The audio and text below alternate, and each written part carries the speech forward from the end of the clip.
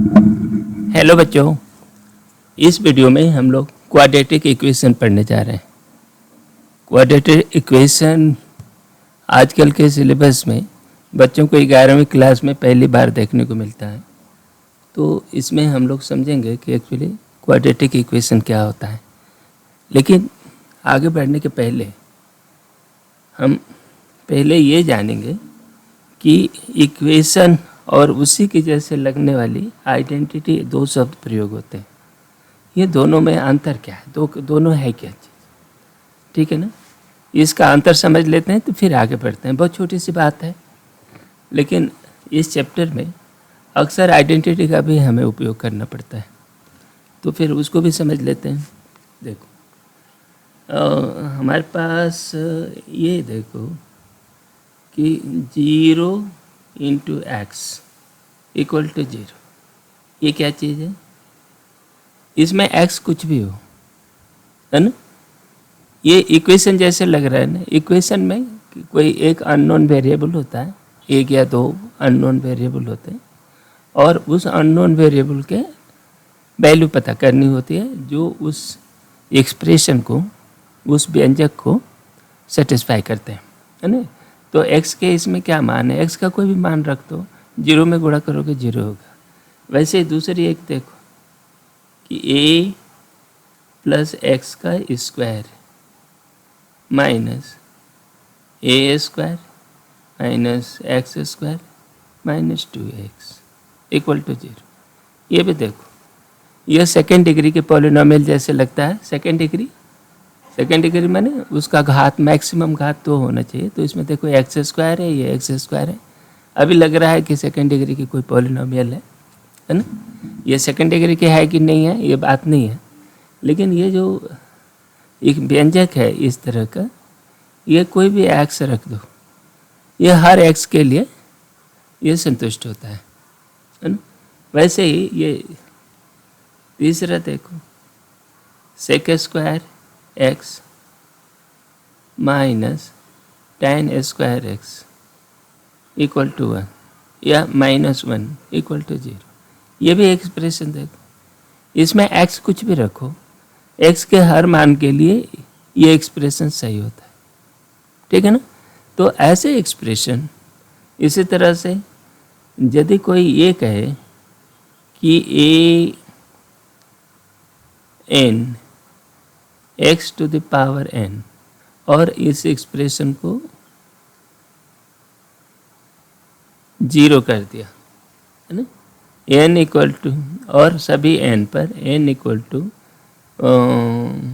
चलो 0 से लेकर के m तक, है ना। ये एक्सप्रेशन है जो 0 के बराबर है, और ईच n आइडेंटिटी, ये ऐसा कोई ये बोल रहा है कि ये आइडेंटिटी है ना। इसका मतलब ये जो है एक्सप्रेशन, x के हर मान के लिए कोई भी वैल्यू रख लो, तो ये जो व्यंजक है हमेशा सही रहेगा, ठीक है ना। ये एक्सप्रेशन हर मान के लिए x के लिए सही रहेगा। यदि ये दिया हुआ है, आइडेंटिटी दी हुई है, ठीक है ना, तो ये स्थिति तभी सही होती है जब an = all n = 0 for all n, है ना। ये जब ये तभी सही होगा जब ये स्थिति है। ये एक आइडेंटिटी है, ये आइडेंटिटी नहीं है। यदि कोई आइडेंटिटी हो, दी हुई हो, तो ये पॉलिनोमियल टाइप की आइडेंटिटी, तो ये स्थिति में, तो ऐसे एक्सप्रेशन हम लोग बहुत कुछ देखते हैं, है ना। ऐसे एक्सप्रेशन हम कई जगह देखते हैं। जैसे मान लो किसी ने कहा कि a + x का स्क्वायर = a1x² + b1x + c, ठीक है, c1 कर दिया, ये दिया हुआ है, ठीक है ना। अब a1 a2 a दिया हुआ है, हमें पता है, चलो a की वैल्यू हमने 2 रख दिया, ठीक है ना। अब इसमें ये सवाल बनेगा कि a1 b1 c1 क्या है ना। सवाल ये कहेगा कि फाइंड a1 b1 c1, ठीक है ना, ये आपका क्वेश्चन है। तो एक्चुअली बेसिकली ये एक आइडेंटिटी है। ये कोई बोलेगा कि ये इक्वल है, इक्वल होने का मतलब ये कह रहा है कि ये दोनों एक्सप्रेशन इक्वल है ना, ऐसा इन्होंने दिया हुआ, और ये x के हर मान के लिए सही है, ठीक है ना। तो ये बेसिकली ये कहना चाहता है कि दिस इज एन आइडेंटिटी, है ना। ये आइडेंटिटी है कि नहीं, ये बात इससे नहीं पता लग रहा है। यदि ये कह रहा है कि ये इतने बराबर है, ये बराबर कह देने मात्र से ही एक आइडेंटिटी हम एज्यूम कर लेते हैं, है ना। A1 A2 के अननोन वैल्यू निकालेंगे। तो अब क्या करो, देखो कि ये राइट हैंड साइड को एक्सपैंड करें, x² + 4x + 4, ये हो गया -A1x², नहीं -B1x + C1 = 0। अब ये सिचुएशन नहीं, और आप इसको क्या बोलोगे कि x² के कोफिशिएंट हो गए, अलग अलग कर लेते हैं, 1 - A1, x के कोफिशिएंट क्या हो गया 4 - B1 है, ठीक, और इसका कोफिशिएंट क्या हो गया 4 + C1, ये भी माइनस है, C माइनस प्लस कहाँ से आ गया C1, दैट इज = 0। इस तरह अब वही स्थिति पीछे वाली जो बात क्या है कि अब ये एक आइडेंटिटी है, basically this is an identity, this is given an identity. जब ये कह दिया कि ये एक्सप्रेशन इसके बराबर है, ये व्यंजक 2 + x² ये इसके बराबर है, तो इसका मतलब ये साफ साफ कह रहा है कि ये आइडेंटिटी नाम नहीं ले रहा, लेकिन ये बता रहा है कि ये एक आइडेंटिटी है। तो दिस गिव्स, क्या देखेगा भाई, देखो ये x² के कोफिशिएंट को अलग से 0 करो, x के कोफिशिएंट को अलग से 0 करो, और सबके सभी अलग अलग संतुष्ट होने चाहिए। तो 1 - A1 = 0, 4 - B1 = 0, 4 - C1 = 0, ये 3 इक्वेशन मिल गए। तो आपको A1 = 1, B1 = 4, ठीक है ना, C1 = 4, नहीं, ये आपका सोल्यूशन होगा। तो आइडेंटिटी में क्या होता है, आइडेंटिटी का उपयोग ऐसे ही करते हैं, ठीक है ना। कई बार इक्वेशन और आइडेंटिटी एक दूसरे के साथ मिले हुए आते हैं, और हमें पहचानना होता है कि हम एक्चुअली हमारा निर्णय क्या करें, कि आइडेंटिटी बनाएं कि कहे कि यह इक्वेशन कहे। तो ये आप समझ गए कि ये जो इतने हमने उदाहरण ऐसे दिए, ये आइडेंटिटी का उदाहरण दिया। आइडेंटिटी माने ऐसे एक्सप्रेशन जो true for all, the identity is an, ये identity is a statement that is true for all possible value of variable. इसमें वेरिएबल का नाम x दिया हुआ है ना? जरूरी नहीं कि x ही हो, y भी हो सकता है, z भी हो सकता है, कुछ भी नाम दे सकता है। तो जो वेरिएबल है उसके ऑल पॉसिबल वैल्यू के लिए वो हमेशा सही हो, तो हम क्या बोलेंगे, उसको आइडेंटिटी कहते हैं, ठीक है ना। अच्छा, दूसरी चीज़, अब एक छोटा सा ये देखो कि x - 1 x - 2 = 0, ये एक व्यंजक दिया हुआ है, ठीक है। इस व्यंजक को देखो, इस एक्सप्रेशन को देखो, इसमें क्या है, ये एक्सप्रेशन सिर्फ x = 1 और 2, केवल 2 वैल्यू के लिए, x and 1 2 के लिए ही ट्रू है ना। This is not true for all values of x। देख रहे हो ना, इसमें इस एक्सप्रेशन में ये खासियत है, ठीक है ना।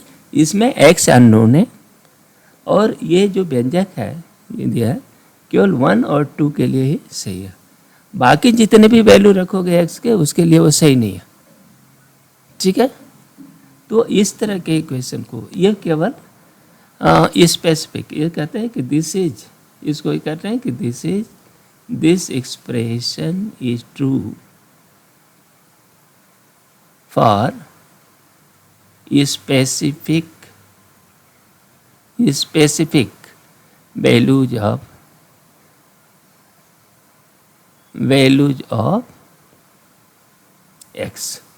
एक्स या वेरिएबल्स जो भी है ना, ये सभी वैल्यू के एक्स के सभी वैल्यू के लिए ट्रू नहीं है। This is not true for all value of x. हमने लिखने में अच्छा है तो यहाँ लिखा है, यहाँ आकर के फालतू हो गया, चलो ठीक है ये तो हो गया। तो और दूसरा हो गया कि ये स्पेसिफिक वैल्यू के लिए सही है, ठीक है। तो ये क्या है, ऐसे एक्सप्रेशन इक्वेशन कहलाते हैं। इसके क्या है, इक्वेशन कहलाते हैं। एक्चुअली किताबों में, बहुत कम किताबों में ये टॉपिक डिस्कस किया गया है, और बच्चों को एक्चुअली जब न बताओ तो उसको कन्फ्यूजन बना रहता है, उसको ऐसा लगता है कि जैसे उसको कुछ आता नहीं है, लेकिन बात ऐसे नहीं है। ये टेक्निकल जार्गन है, बच्चों को पता होना चाहिए, है ना। इसलिए मैं सबसे पहले इसी को ही हमने डिस्कस कर लिया। तो अब ये हमने जो डिफिनीशन दिया है इक्वेशन और आइडेंटिटी का, अब आप पढ़ो तो समझ पाओगे कि an equation is an expression, है ना। An equation is true only for specific value of variables. Specific value 2, 4, 10, 20 कुछ भी होगा, लेकिन वो स्पेसिफिक है, सभी के लिए नहीं, ठीक है। लेकिन आइडेंटिटी क्या होती है, आइडेंटिटी सभी के लिए है, वो किसी वैल्यू को भेदभाव नहीं करती। तो आइडेंटिटी जितने भी फार्मूले पढ़ते हो ना, वो बेसिकली आइडेंटिटी है ना। चाहे ट्रिग्नोमेट्रिक फार्मूले पढ़ते हो, चाहे एल्जेब्रिक फार्मूले पढ़ते हो, है ना, वो सारे के सारे क्या है, वो आइडेंटिटी है। लेकिन ये इक्वेशंस जो होते हैं उनको हमें सॉल्व करना पड़ता है और उससे पता लगाना पड़ता है कि वो स्पेसिफिक वैल्यू क्या है ना। अब ठीक है, आप इक्वेशन और आइडेंटिटी समझने के बाद हम लोग क्वाड्रेटिक इक्वेशन पर सीधे से आते हैं। तो क्वाड्रेटिक इक्वेशन का मतलब द्विघात, सेकेंड डिग्री,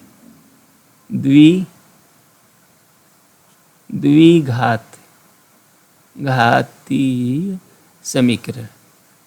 हिंदी वालों को यदि कोई दिक्कत है क्वाड्रेटिक में, तो हम ये कह सकते हैं द्विघाती, क्वाड्रेटिक माने सेकेंड डिग्री पॉलिनोमियल। अभी पॉलिनोमियल के बाद डिस्कस करेंगे हम लोग डिटेल में, लेकिन अभी हम लोग सेकेंड डिग्री पॉलिनोमियल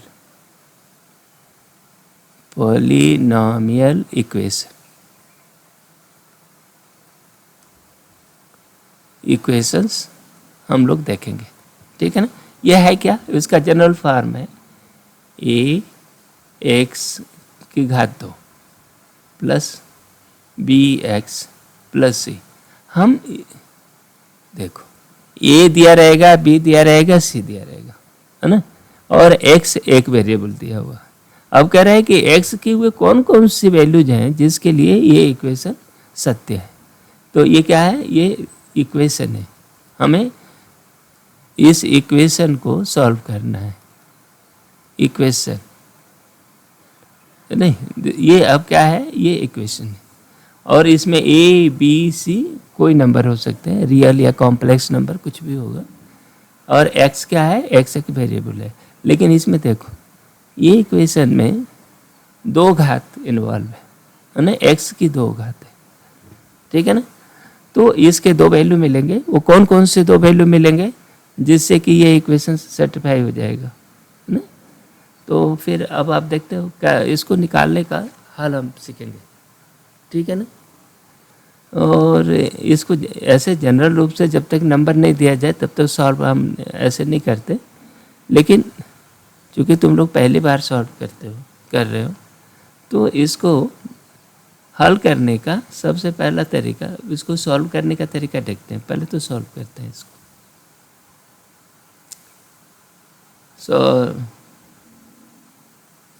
इसको सॉल्व करो, कैसे करोगे, तो ax² है प्लस bx = -c हमने कर दिया। इसको ऐसा करें कि 2 लीनियर फंक्शन में बदल जाए, तो इसको एक काम और करो, a से डिवाइड कर दो, ठीक है ना। ये जनरल तरीका है जिसमें श्रीधराचार्य ने इसको बताया था बहुत पहले, एक इंडियन मैथमेटिशियन थे, उन्हें क्वाड्रेटिक इक्वेशन सॉल्व करने के तरीके इसी तरह से विकसित किए थे, इसलिए इस फार्मूले का नाम है श्रीधराचार्य फार्मूला। तो बी एक्स, ठीक है ना, ये equal to minus C by A. अब इसको देखो एक्स स्क्वायर है, ये कांस्टेंट है, तो हम ये जानते हैं कि एक्स प्लस ए का स्क्वायर जो होता है ना, X square plus 2ax plus A square के बराबर होता है ना। तो यदि हमें ये टर्म दिया रहे, ठीक है ना, ये दो टर्म दिए हों, तो ए स्क्वायर को जोड़ के और घटाकर हम इसको कंप्लीट स्क्वायर कर सकते हैं। तो हम वही काम करने वाले हैं। देखो बी स्क्वायर है ना, तो ये जो है एक्स स्क्वायर प्लस, अब इसे कंपेयर जरा करो तो ए की वैल्यू यहाँ क्या होनी चाहिए, तो B by A X plus हम B square plus 4a square, इसको इधर जोड़ दिया और minus C by A plus B square plus 4a square.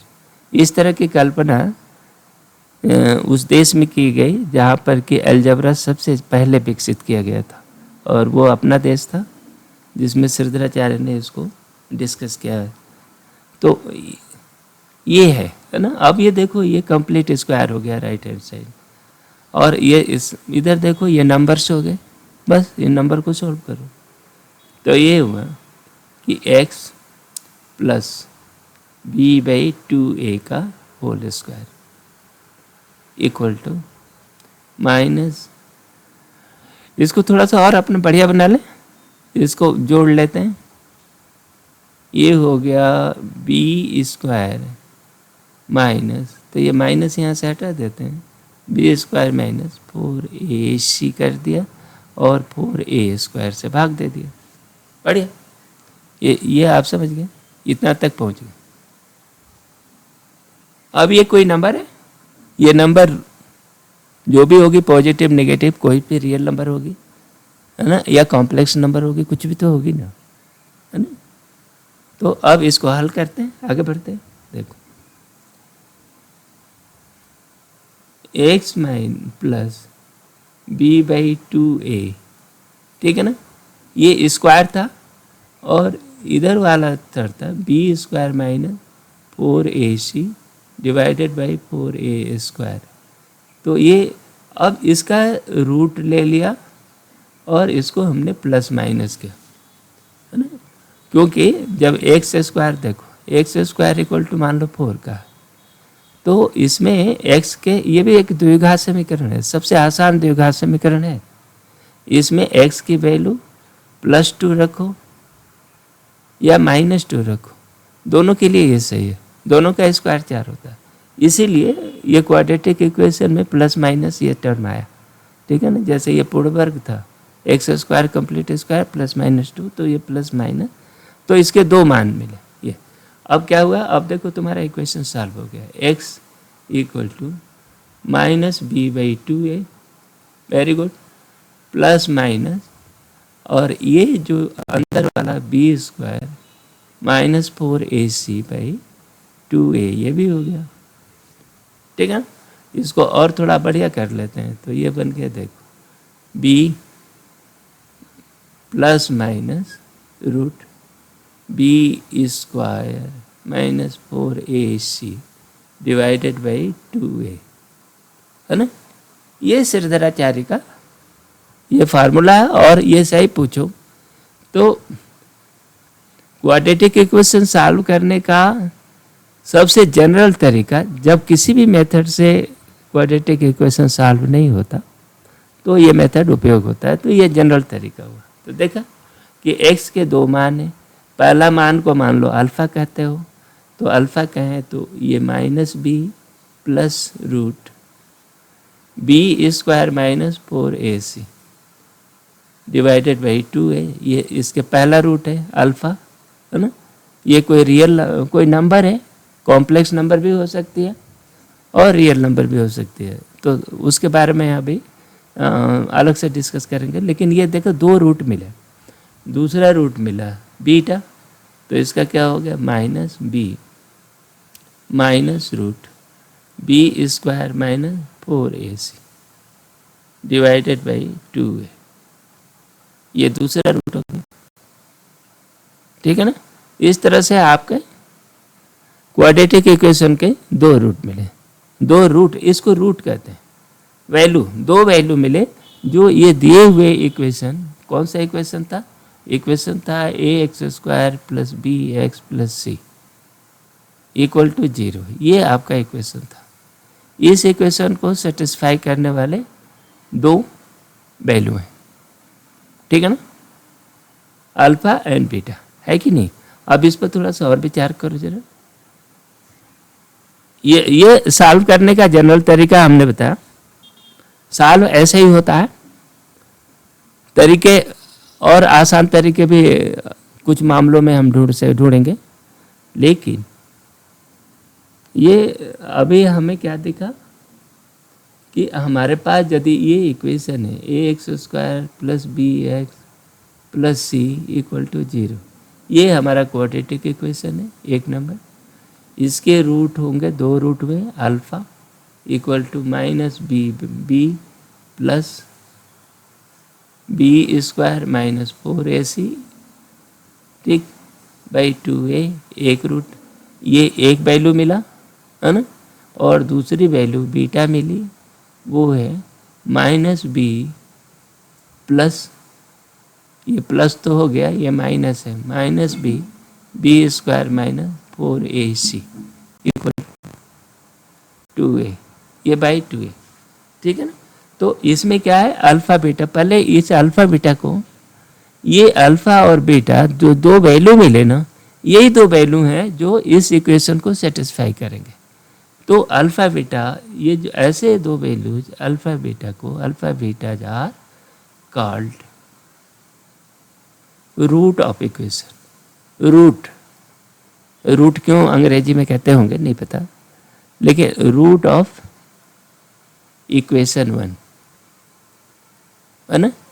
ये ऐसा कहीं डेवलप हुआ होगा तो उसमें रूट परंपरा से उन्होंने डाल दिया होगा, बदला नहीं, रूट है ना।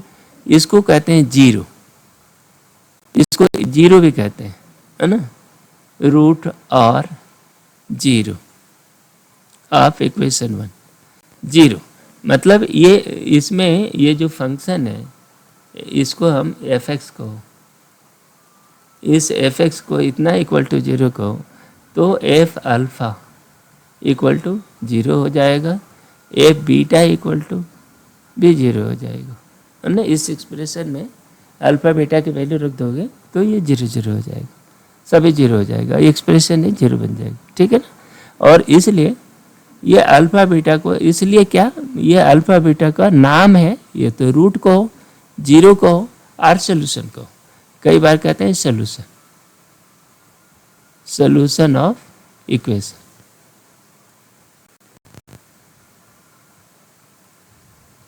ना, ये इक्वेशन का सोल्यूशन। तो हम ये तीनों ही शब्द प्रयोग करते हैं, ठीक है ना। इसलिए जो नए बच्चे हैं जिनको नहीं पता, जो पहली बार क्वाड्रेटिक इक्वेशन देख रहे हैं और उनके जो टर्म आएगा 0 और सोल्यूशन रूट, तो उनको समझने के लिए ये ठीक है। अब मान लो अल्फ़ा बीटा दो रूट है, ठीक है ना।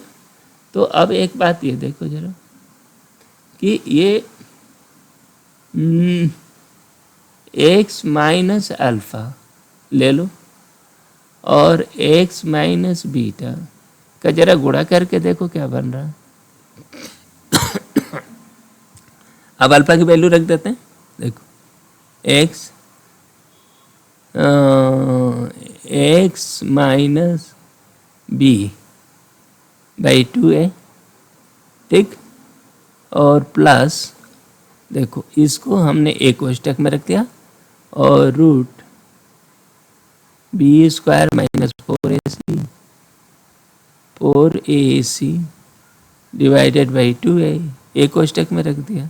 अब ये देखो x minus B by 2a, है ना, और minus root B square minus 4ac by 2a, बोलो इतना आपने कर दिया। अब यदि इनका आपस में गुणा करो, है ना, गुणा करेंगे तो क्या होगा, या अल्फा बीटा भी इसको गुणा करो तो ये इतना रखें, और इसका चाहो तो इससे गुणा करो, चाहे जैसे भी करो। तो इसको हम गुणा करेंगे, देखो इस एक्सप्रेशन को हमें गुणा करना आता है। तो x minus alpha plus beta x हो जाएगा, ये एक्स स्क्वायर हो गया, एक्स स्क्वायर, और प्लस अल्फा बीटा हो गया, ये वैल्यू आएगी, है ना। शायद ये, अब इसको अल्फा बीटा को ऐसा लिख सकते हो, है ना।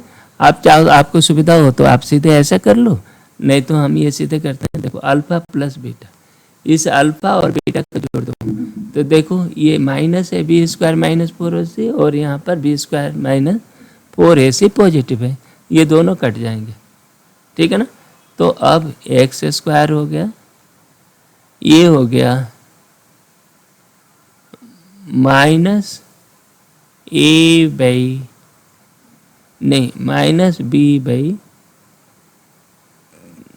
2b/2a हो जाएगा। अब जरा देखो होगा कि नहीं, x अल्फा प्लस बीटा को जोड़ो, इन अल्फा बीटा जोड़ो तो क्या होगा, b बाई माइनस बी, यहाँ भी है माइनस बी ऐसा है तो दोनों जुड़ जाएगा तो 2b हो जाएगा, 2b/2 है, ठीक है। और बाकी वो कट गया, और यहाँ पर क्या हो जाएगा, प्लस अल्फा बीटा,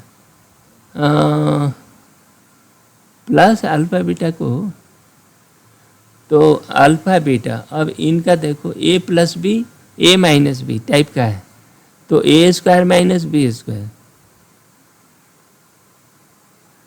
है ना, वो कितना होगा, ठीक है। तो इनको हम गुणा करते हैं, और गुणा करेंगे तो ये आ गया, ये हो गया b square minus B square minus 4ac/4a square, ठीक है, ये बन गया। अब यहाँ देखो ये बी स्क्वायर ये है, बी स्क्वायर से बी स्क्वायर कट गया, 4ac हो गया, 4ac/a स्क्वायर। तो ये आपका बन गया, देखो x square plus b/a x plus c/a, ये बन गया। यदि हम अल्फा बीटा ये रखें तो ये इतना बन गया। अब आप पहले से ये जानते हो कि ये अल्फा बीटा इसका सॉल्यूशन है, अल्फा बीटा रूट है, तो फिर ये चीज़ क्या हो जाएगा, 1/a X square plus B x plus C equal to कितना हो गया, ये X square B square plus C 0 हो जाता है, तो ये हो गया 0, ठीक है ना। तो यहाँ से आप डायरेक्ट वेरीफाई कर सकते हो। अभी तक जो हम लोग चर्चा किए उसका निष्कर्ष क्या निकला, उसको समराइज करें तो उसको हम कह सकते हैं कि इफ, है ना, A x square B x plus C equal to 0 has roots alpha beta, है ना, देन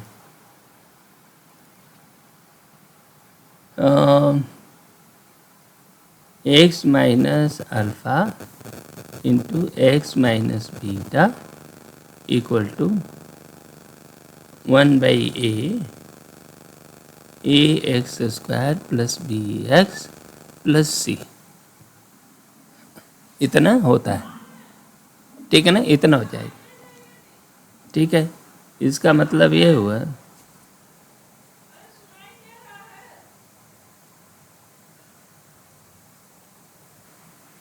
हाँ, तो इसका मतलब ये हुआ कि x square B x plus C equal to 0 के अल्फा बीटा यदि रूट होते हैं तो हम A x square B x plus C को और इतना इस तरह से लिख सकते हैं, ठीक है ना, ऐसा लिख सकते हैं, ऐसा बना सकते हैं। और तब फिर क्या होगा कि A X minus alpha X minus beta equal to A x square plus B x plus C, इतना हो जाता है। ठीक है ना। अब क्या करो, अब इसको फैला लो, फैला करके ये एक आइडेंटिटी है नहीं, this is an identity.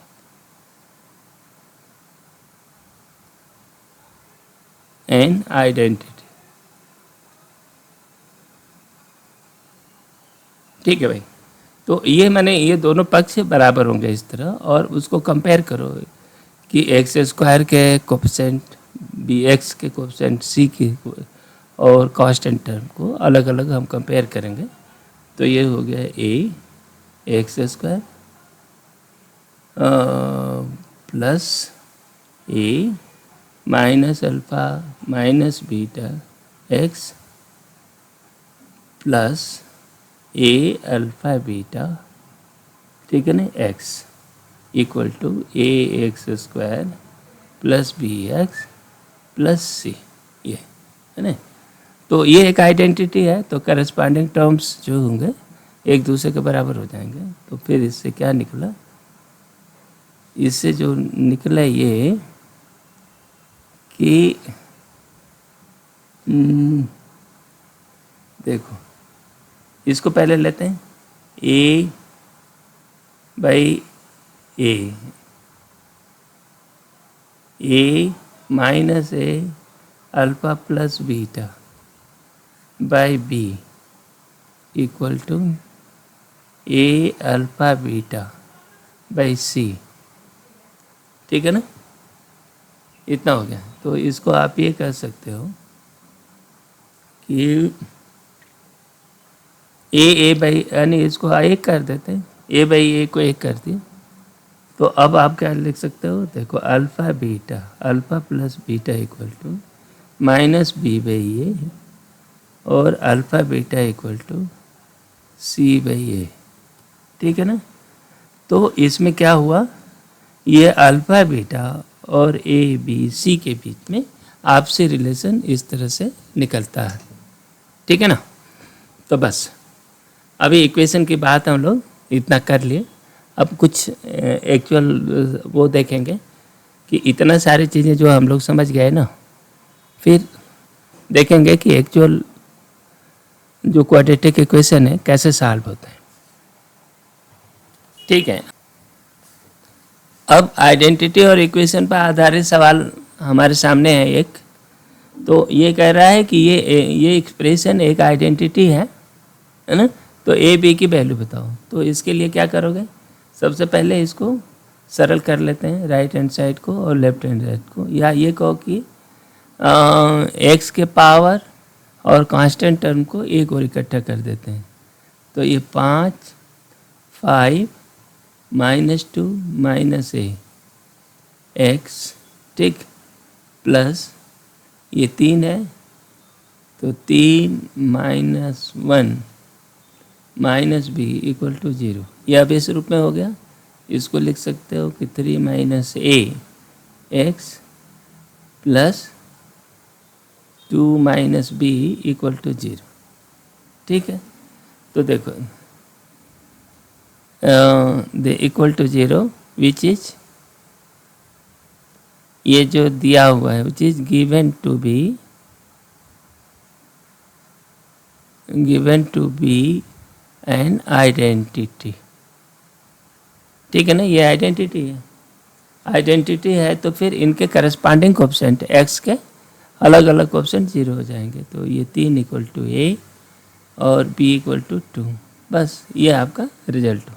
Next चलो, अब ये सवाल है, ये भी एक आइडेंटिटी पर आधारित सवाल है ना।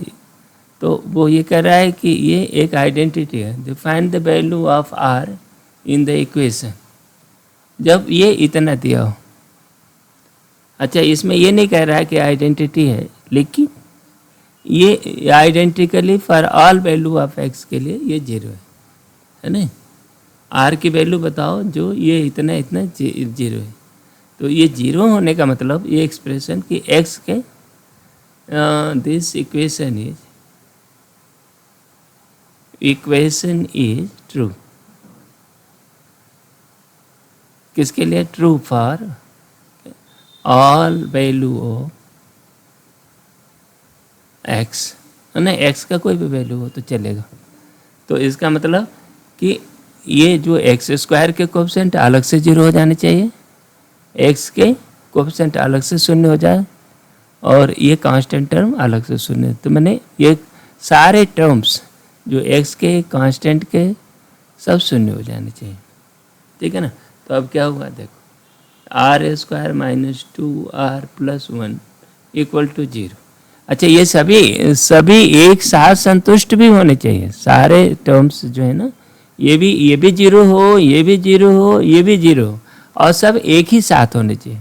तो ये 0 हो, तो इसको आप ये कहो कि आर, ये r माइनस 2 स्क्वायर है शायद, ये देखो। दूसरा आर स्क्वायर, ये नंबर 1 हो गया, r square minus 3r plus 2 equal to 0। तो ये क्या हो गया, 2 बन जा, तो ये हो गया r माइनस 2 और r माइनस 1, है ना, इक्वल टू 0। ये दूसरा इक्वेशन हो गया। इसका गुणनखंड कर रहे हैं, है ना, इसका जो फैक्टराइजेशन कर दिया, इस एक्सप्रेशन को ऐसे कर लिया। दूसरा ये टर्म है r square plus 2r minus 3 equal to 0। तो ये कितना हुआ, एक बड़ा एक छोटा, तो मतलब ये हो गया कि r प्लस 3 और r माइनस 1, बढ़िया। ये तो ये इक्वल टू 0, इसलिए हम बाद में 0 नहीं कर रहे हैं। और इक्वेशन 1 2 3 सभी एक साथ, ओ ये गलत हुआ, r माइनस 1 स्क्वायर, तो ठीक है ना, सभी एक साथ सही होने चाहिए। तो इसके लिए क्या खासियत है, तो इसका मतलब ये है कि r इक्वल टू 1, इसके लिए है r इक्वल टू 1 एंड 2, इसके लिए r इक्वल टू माइनस 3 और 1 है, ठीक है ना। तो तीनों एक साथ सही होने चाहिए ना। तो ऑल थ्री इक्वेशंस, है ना, शुड satisfied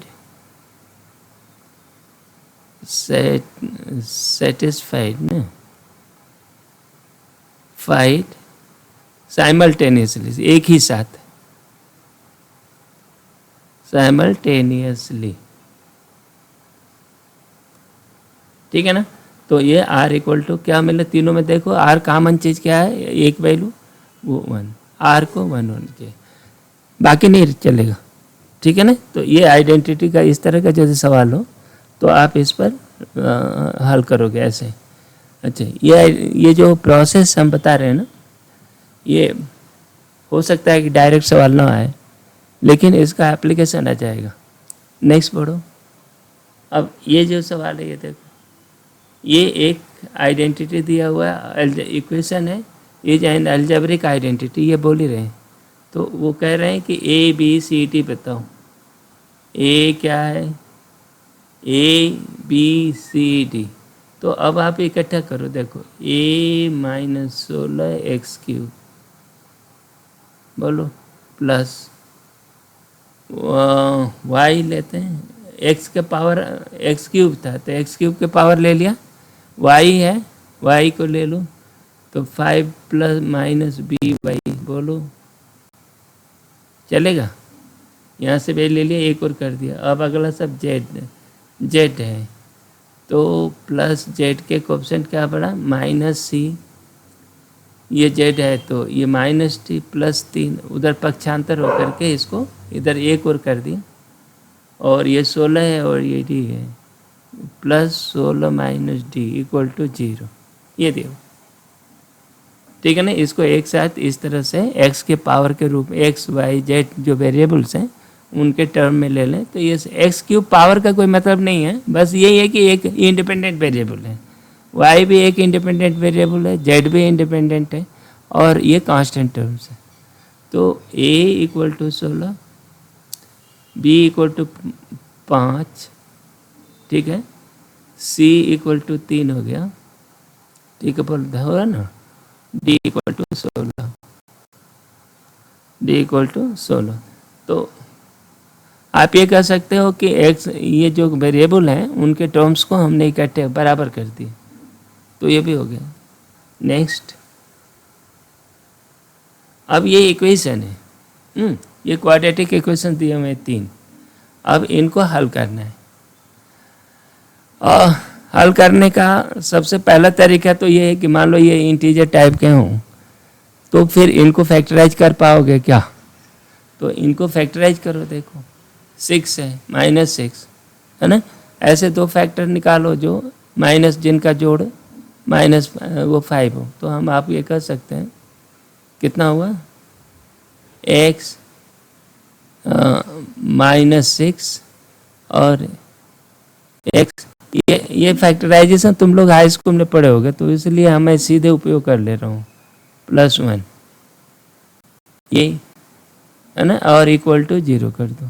तो इसके पहले यदि ये फैक्टराइज हो गया, यदि तुम फैक्टराइज कर पाओ, तो आप ये कह सकते हो कि ये जो फैक्ट और अलग अलग फैक्टर को 0 कर दो, तो x -6 equal to 0, x equal to +1 equal to 0, अलग अलग हमने इस हर फैक्टर को 0 कर दिया। तो इससे x इक्वल टू 6 और x इक्वल टू -1, ये दो रूट मिले, है ना। तो रूट ये क्या हो गया, रूट हुआ, फैक्टराइज करो, है ना, फैक्टराइज कर दिया और तो उनके अलग अलग फैक्टरों को 0 कर दिया और उसे x सॉल्व कर लिया, तो इसे दो रूट मिले, x इक्वल टू इतना।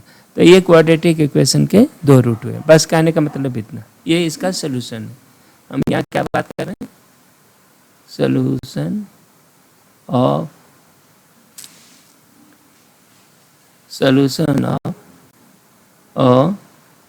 Quadratic equation.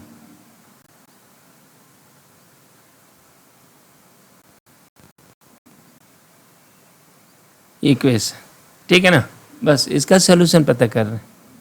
अगला चीज़ ये है, ये x² इक्वल +1 इक्वल टू 0, तो ये x² इक्वल टू -1 है ना, ये कॉम्प्लेक्स नंबर है, इसके रूट आते हैं x इक्वल टू ±i, ठीक है ना। इसका रूट है कॉम्प्लेक्स नंबर का रूट, तो यही होगा ना, -1 का ±i होता है, आयटा। नेक्स्ट, ये जो दिया है ये कॉम्प्लेक्स नंबर, ये कॉम्प्लेक्स कोएफिशिएंट है i, ठीक है ना। अब इसको देखो कैसे निकलेगा, ठीक है, इसको हल करते हैं। इसमें मान लो कि इसके दो रूट हैं, ये क्या है, अल्फ़ा और बीटा। तो पहली चीज़ क्या है, अल्फ़ा बीटा इक्वल टू 1/2, ये कांस्टेंट टर्म, और alpha plus beta equal to -b/a, -b क्या है, तो ये i हो गया, मैंने -i/a, तो ये क्या है माइनस, तो ये हो गया i पूरा /2, i/2, कोई बात नहीं। यहाँ पर क्या बोल रहा है, तो इससे ये मिला कि ये बीट,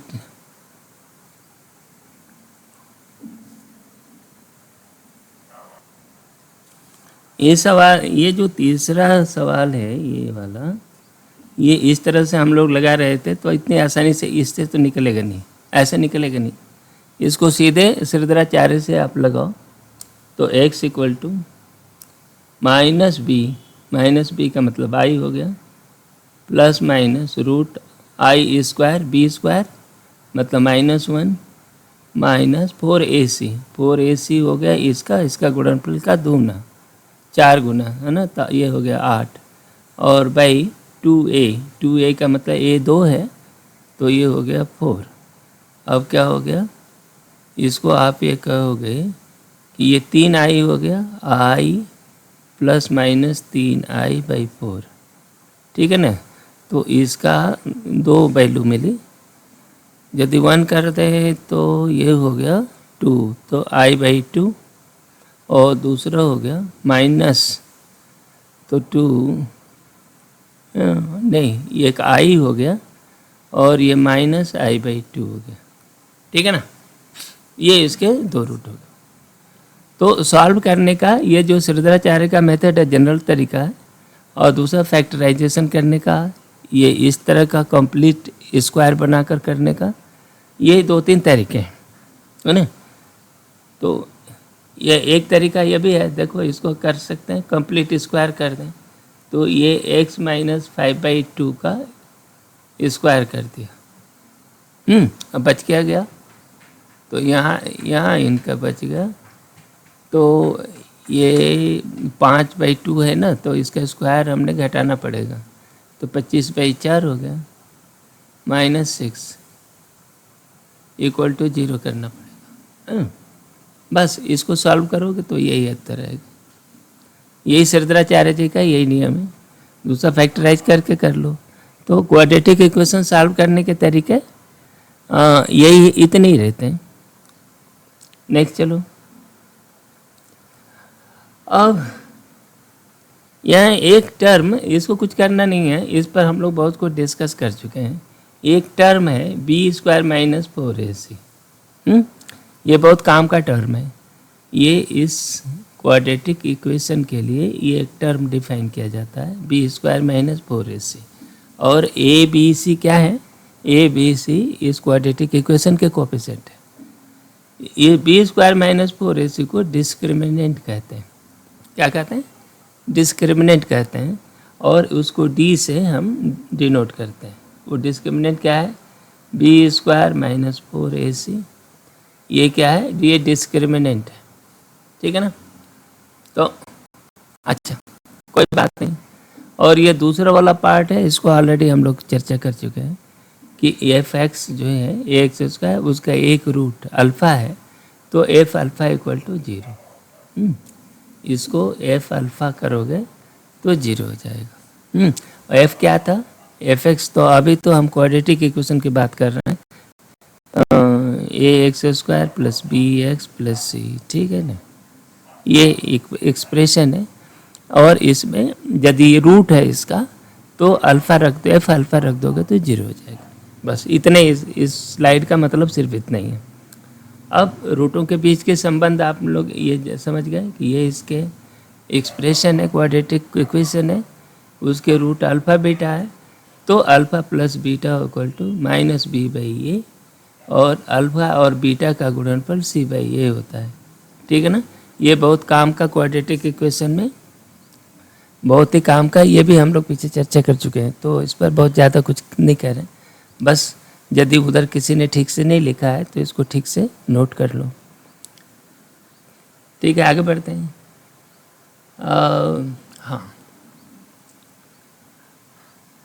यहाँ पे देखो, ये क्वाड्रेटिक इक्वेशन है, ax² bx + c दिया हुआ है, ठीक है ना।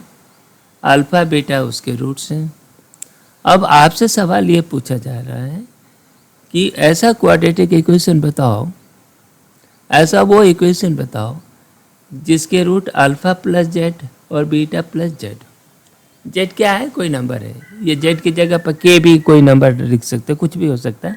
ये z वेरिएबल नहीं है, z कोई नंबर है। वेरिएबल हो सकता है कि नंबर को हम जो नंबर चाहे वो ले सकें, लेकिन एक बार जब नंबर हमने चुन लिया ना z के लिए, तो वो नंबर कांस्टेंट है। तो अब अल्फ़ा + z और बीटा + z रहा। तो अब ऐसे सवाल बहुत पूछे जाते हैं कि वो इक्वेशन बताओ कि जिसका रूट जो है z बड़ा हो। तो देखो क्या है कि वो इक्वेशन फॉर्म करो जो अल्फ़ा + z और बीटा + z जिसके रूट हो, है ना। और वो क्या है? ax² bx + c = 0 के ये इक्वेशन के रूट है अल्फ़ा बीटा, ठीक है ना। तो अब है क्या? अब मान लो हम क्या करें, y एक नंबर है जो अल्फ़ा + z है, ठीक है कि नहीं। तो ये क्या हो गया? वाई माइनस जेड क्या हो जाएगा, अल्फा हो जाएगा। ठीक है कि नहीं? लेकिन अल्फा क्या है, alpha is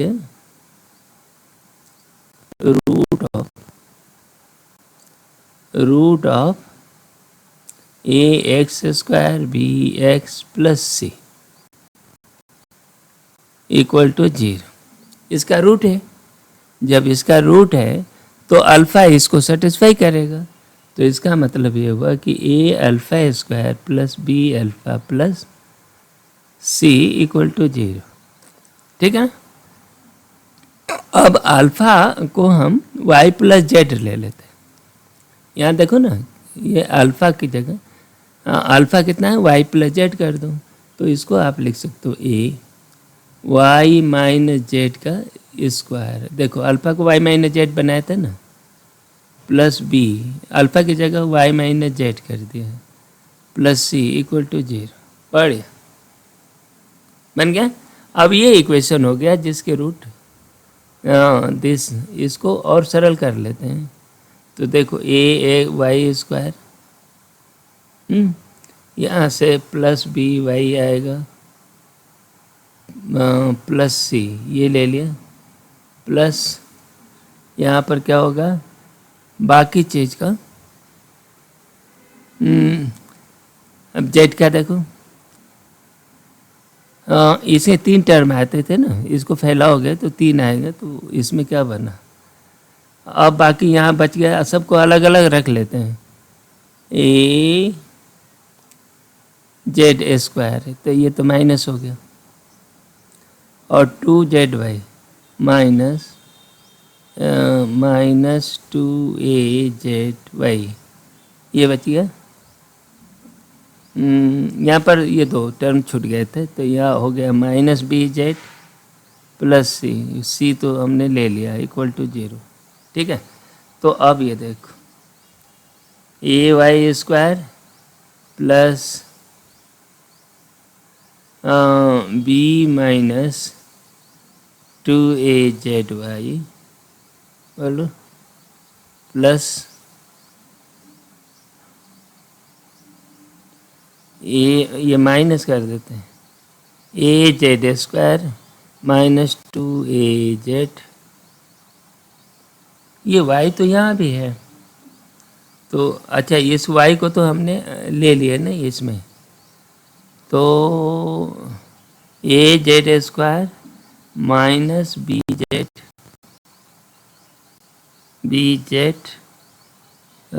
plus C equal to 0।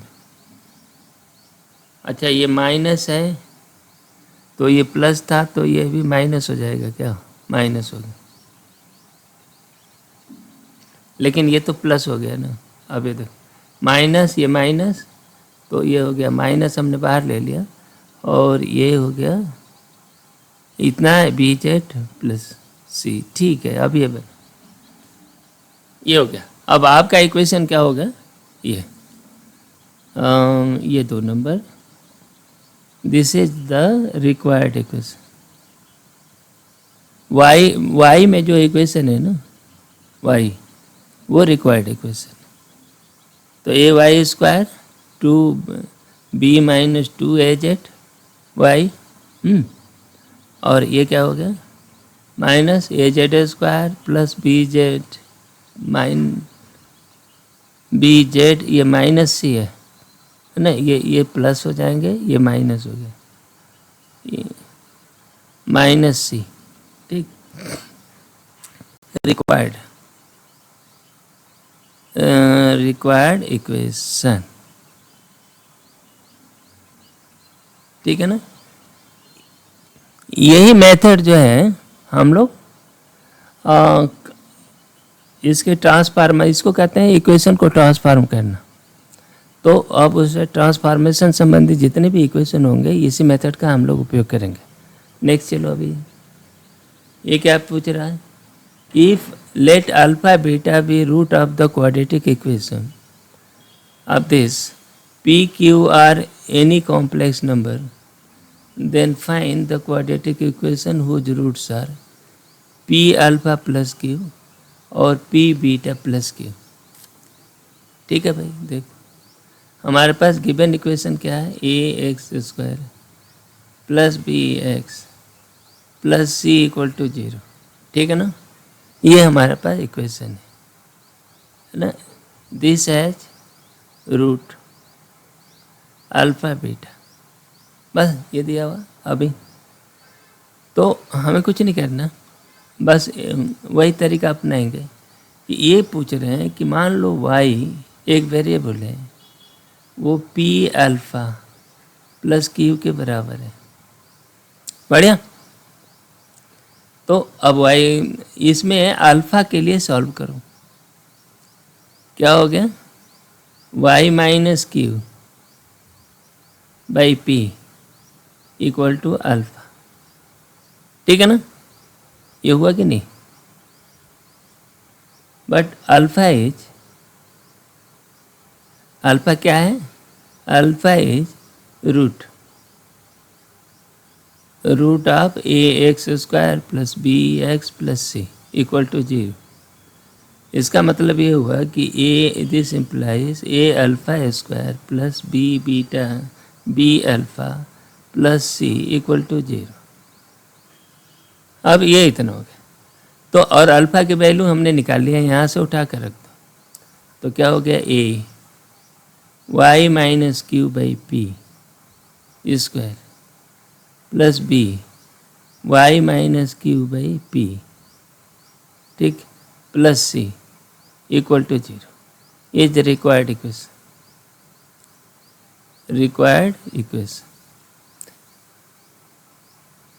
इसको चाहो तो सिंप्लीफाई कर लो, है ना। वाई में वाई वेरिएबल हो जाएगा, बाकी कांस्टेंट हो जाएगा। इसका सिंप्लीफाई कर लो जितना आएगा, है ना। तो वो इक्वेशन ये हुआ। ठीक है ना, बिल्कुल यही लॉजिक हम बहुत सारे इक्वेशनों में लगाएंगे। ये क्या है, if alpha beta roots of the quadratic equation इतना, find the quadratic equation whose roots are 1 by alpha 1 by beta. हम यहाँ पर जो पीछे वाले जो एग्जाम्पल लिए हैं ना, हमने अल्फ़ा की बात किया, केवल अल्फ़ा लिया, बीटा को क्यों नहीं लिया, कोई फ़र्क नहीं पड़ता, चाहे अल्फ़ा उठा लो चाहे बीटा ले लो। लेकिन मूल बात यही है कि इनिशिएट आप चाहे अल्फ़ा से करो बीटा करो, ये अल्फ़ा और बीटा जो है उस इक्वेशन को सेटिस्फाई करेंगे, और जो रिक्वायर्ड वैल्यू आएगी वो केवल एक अल्फ़ा से भी काम चल जाएगा, है ना। ये केवल एक रूट का से भी ये काम चल जाएगा। लेकिन यहाँ पर एक खासियत है कि जिस तरह का वेरिएशन अल्फ़ा के साथ है रूट में, वो दूसरे रूट का भी वेरिएशन उसी तरह का है। जैसे ये जिस तरह का लीनियर कॉम्बिनेशन है किसका, पी और क्यू का अल्फ़ा, उसी तरह पी क्यू का लीनियर कॉम्बिनेशन ये है। तो दोनों में इस तरह की बात है, तभी हम ये मेथड उपयोग करेंगे। नहीं, यदि ये कहता है कि अल्फ़ा केवल एक अल्फ़ा इन दोनों में कॉमन है, तो फिर उसकी बात तो अलग तरीका होगा, तो होगा भी कि नहीं होगा। लेकिन ऐसे इक्वेशन में हम जहाँ एक कॉमन ट्रेंड रहता है दोनों में, यहाँ पर भी देखो ये 1/अल्फ़ा है रूट्स, ये कह रहे हैं 1/रूट, जो नया वाई है ना, वो क्या है, वो 1/अल्फ़ा है। ठीक है ना, तो यहाँ पर अल्फ़ा क्या हो गया, 1/वाई हो गया। तो अब क्या हो गया, A alpha square plus B alpha plus C, है ना। तो इसमें अल्फ़ा बीटा में से किसी एक को भी लेकर हम इनिशिएट कर सकते हैं, और अल्फ़ा 1/वाई हो गया। तो इसमें क्या हो गया, A by Y squared plus B by Y plus C equal to 0।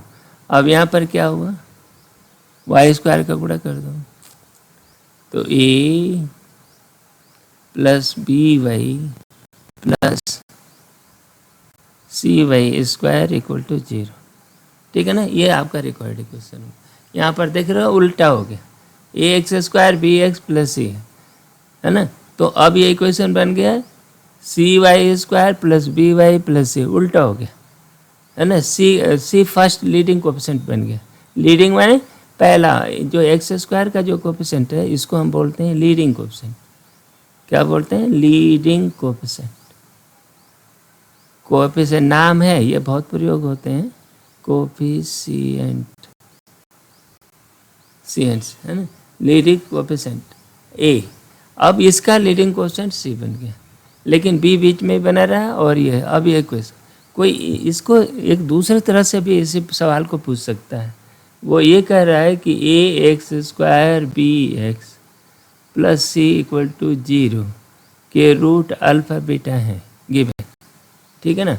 तो C X square plus B x plus A equal to 0 के रूट्स बताओ। Then what is roots of equation this. अब ऐसा दे दिया तो अब आपको सोचना नहीं है, वो आप सीधे बताओगे 1/अल्फा 1/बीटा, ठीक है ना। ये भी सवाल बनेगा।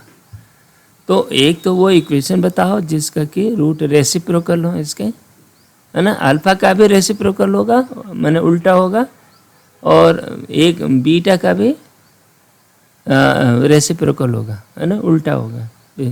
तो 1/अल्फा 1/बीटा, दोनों अल्फा का भी उल्टा और बीटा का भी उल्टा, बस ये कहानी। वो ऐसा इक्वेशन बताओ तो ये इक्वेशन ऐसा होता है, ठीक है। क्वाड्रेटिक इक्वेशन के लिए बात हो रही है। नेक्स्ट देखो, अब ये कह रहे हैं कि क्वाड्रेटिक इक्वेशन है, तो इसमें अल्फा बीटा, तो बताओ अल्फा प्लस बीटा, है ना, स्क्वायर, ये और ये कितना होगा, ये कितना होगा, ये कितना होगा। चलो इसको निकालते हैं। देखो क्वाड्रेटिक इक्वेशन कौन सा है, A x square plus B x plus C equal to 0 has roots alpha beta, ठीक। इसका मतलब क्या हुआ कि alpha plus beta equal to minus B by A है, और alpha beta equal to C by A, ठीक है ना। अब ये कह रहा है अल्फा स्क्वायर बीटा स्क्वायर बताओ, कोई बात नहीं। देखो alpha plus beta, alpha squared plus beta square हमको चाहिए। इसमें क्या लिखें, alpha squared plus beta square हमने लिख दिया, और उसी में 2 अल्फा बीटा का गुणा कर दिया, माइनस 2 अल्फा बीटा घटा दिया।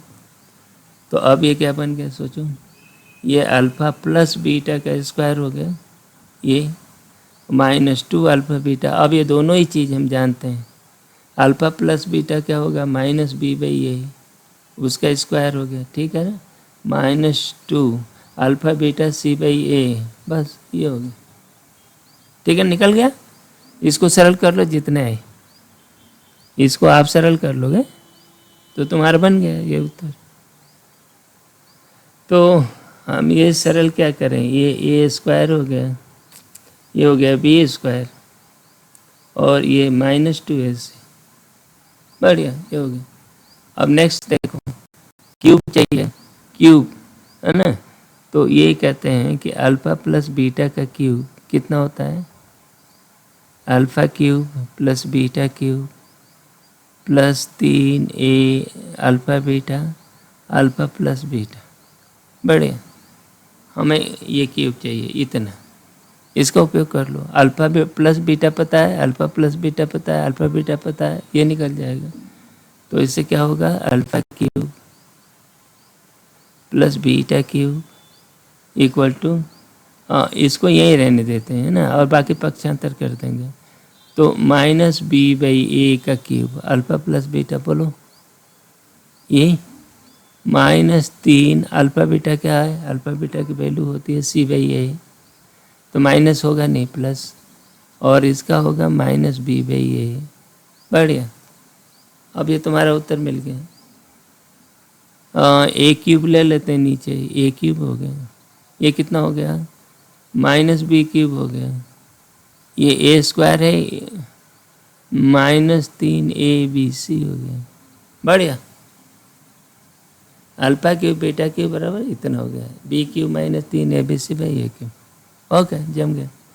अल्फा पर 4 घात बीटा पर 4 घात करो, कैसे निकालोगे, ये एक थोड़ा सा कॉम्प्लिकेटेड सवाल है, ठीक है। हमें निकालना है अल्फा पर 4 घात प्लस बीटा पर 4 घात, ये इसकी वैल्यू क्या है, ठीक है ना। तो आप alpha square plus beta square का स्क्वायर कर दो, ये क्या बन जाएगा, अल्फ़ा पर 4 घात प्लस बीटा पर 4 घात plus 2 alpha square beta square. बोलो अल्फ़ा स्क्वायर बीटा स्क्वायर कितना आया था, पीछे हमने निकाला है, alpha square beta square B square minus 2ac/a², ठीक है ना। तो ये हो गया बी स्क्वायर माइनस 2ac/a²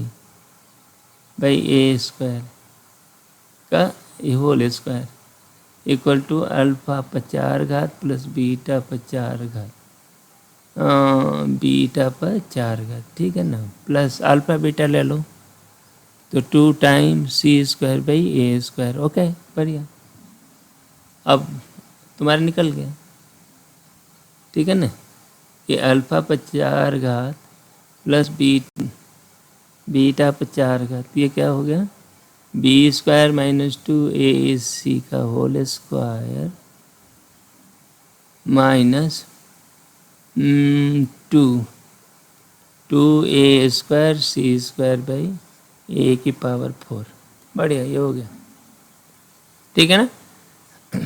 ऐसे ही आएगा, और आपको जो आइडेंटिटी है उस आइडेंटिटी का उपयोग करके और इस रिजल्ट पर पहुंचना है, ठीक है ना।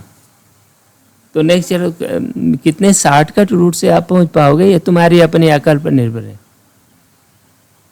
अच्छा भाई, आगे ये पूछ रहा है, the find the quadratic equation whose roots are alpha beta where alpha plus beta equal to 1 and alpha square beta equal to 13। तो हमें अल्फा बीटा नहीं सॉल्व करना है, बिल्कुल उसके चक्कर में नहीं पड़ना। हमें क्या चाहिए, देखो अल्फ़ा प्लस बीटा चाहिए और अल्फ़ा बीटा चाहिए। हमारा इक्वेशन क्या है, x minus alpha x minus beta equal to 0। ये है, इसको हम लिख सकते हैं कि x² minus alpha plus beta plus alpha beta equal to 0। ये हमारा इक्वेशन चाहिए। अल्फ़ा बीटा हमें नहीं मालूम, उसको निकालेंगे। Alpha plus beta equal to 1 हो गया गिवन, दे बोलो कुछ नहीं करना, और अल्फ़ा इसका स्क्वायर कर दो, क्या बनेगा, तो ये हो गया alpha square plus beta square plus 2 alpha beta equal to 1। इसका हमने स्क्वायर कर लिया इस चीज़ का, ठीक है ना। तो अल्फ़ा स्क्वायर बीटा स्क्वायर 13 दिया है, तो ये हुआ 13 plus 2 alpha beta equal to 1। तो 2 alpha beta equal to minus 12, alpha beta क्या हो गया, -6, ठीक है ना, ये बन गया। अब यहाँ रख लो भाई, x² अल्फ़ा प्लस बीटा 1 तो -x, ये x है, ये छूट गया। अच्छा, अल्फ़ा बीटा की वैल्यू -6 है तो -6 कर दो, ये इक्वल टू 0। ये तुम्हारा रिक्वायर्ड क्या है, रिक्वायर्ड इक्वेशन, ठीक है ना। हमारा रिक्वायर्ड इक्वेशन क्या है, x माइनस अल्फ़ा से डेराइव हुआ, ये बन गया, और ये है तो अल्फ़ा प्लस बीटा दिया है 1 तो -1। देखो अल्फ़ा प्लस बीटा, ये माइनस पहले है तो माइनस अल्फ़ा प्लस बीटा, इसका कोएफिशिएंट होगा x का, और कांस्टेंट टर्म होगा अल्फ़ा बीटा। अल्फ़ा बीटा की वैल्यू यहाँ से स्क्वायर करके निकालो तो इसे हो गया -6। बस बढ़िया, इतनी है। Next, find the solution of equation. इस इक्वेशन को सोल्यूशन निकालो, कुछ नहीं, फैक्टराइज कर दो। तो 5 का फैक्टर करो -5 का, तो ये हो गया x। ये देखने में ये 4 घात है, ठीक है ना, ये और ये x² है, तो x² को यदि आप y कर दो, x² का अलग वेरिएबल मान लें, तो ये हो गया x² माइनस 5 और x² प्लस 1 इक्वल टू 0। बढ़िया, ठीक है ना, ये क्वाड्रेटिक इक्वेशन है। ये x² यदि हमने x² को y मान लो तो ये हो गया y² minus 4y minus 5 equal to 0। ये देखने के लिए क्वाड्रेटिक है। एक्चुअली क्वाड्रेटिक है लेकिन एक्स स्क्वायर के लिए, तो ये हो गया। तो इससे हो गया एक्स। अब सोल्यूशन दोनों को अलग अलग करो, ये जीरो हो गया, ये अलग zero, x square equal to, और कोई भी एक जीरो हो जाएगा तो चलेगा, ये दोनों एक साथ जीरो होना जरूरी नहीं है ना, ये कोई भी एक जीरो होगा। तो ये हो गया कि x squared minus 5 equal to zero और X square plus 1 equal to zero, ये है ना।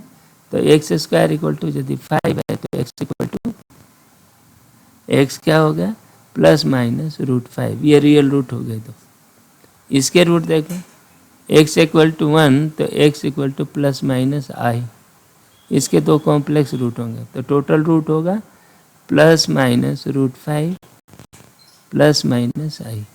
ये तुम्हारे इसके सोल्यूशन, ठीक है। ये एक्स पर 4 घात देकर घबरा कर भागने की कोई ज़रूरत नहीं है। इसमें जैसे ही एक्स स्क्वायर को हमने वाई किया, ये क्वाड्रेटिक इक्वेशन बन गया। अब वाई के लिए सॉल्व करो, है ना, और जब वाई सॉल्व हो गया तो फिर एक्स के लिए सॉल्व कर लो, ठीक है ना। ये ट्रिक्स हैं जिसमें क्वाड्रेटिक इक्वेशन सॉल्व करते हैं। अच्छा, ये भी एक सवाल है। कुछ सवाल ऐसे होते हैं जो क्वाड्रेटिक इक्वेशन होते नहीं लेकिन क्वाड्रेटिक इक्वेशन के तरीके से हल किए जाते हैं। तो कुछ ऐसे ही सवाल हम यहाँ देखते हैं। देख, पहले चीज़, ये एक जो सामने सवाल है बेसिकली ये क्वाड्रेटिक इक्वेशन नहीं लग रहा है, लेकिन हल होगा क्वाड्रेटिक इक्वेशन की तरह से। तो देखो इसमें यहाँ पर लॉजिक क्या है, देखो ये एक्स पर 4 घात है ना, कहने का तो 4 डिग्री के ये पॉलिनोमियल है, लेकिन ये इसके एक्स क्यूब देखो ये, और ये 3x है ना, एक्स है, तो इनके कोफिशिएंट बराबर है ना। जो बीच वाले पद के दाएं बाएं वाले पॉइंट ऐसे है ना, 4 डिग्री के ऐसे तत्व जिसमें एक्स क्यूब और 2x 3x के पद कोफिशिएंट्स बराबर हो। 3 है, ये भी 3 है, -3 -3 +3 हो जाए तो नहीं चलेगा, उसका भी कुछ हो सकता है, लेकिन अभी तो फिलहाल इसी की बात करते हैं, ठीक है ना। अब ये देखो पहले क्या, तो इसको हम एक्स स्क्वायर से डिवाइड कर देते हैं, ठीक है। एक्स स्क्वायर से डिवाइड कर सकते हो, क्यों, ठीक है ना। देखो डिवाइड बाई एक्स स्क्वायर, है ना। पर एक्स स्क्वायर से डिवाइड कब करोगे, एक्स स्क्वायर से जब डिवाइड करने की बात करते हो तो first you have to check, first सबसे पहले हमें ये चेक करना पड़ेगा, first we have to check, है ना,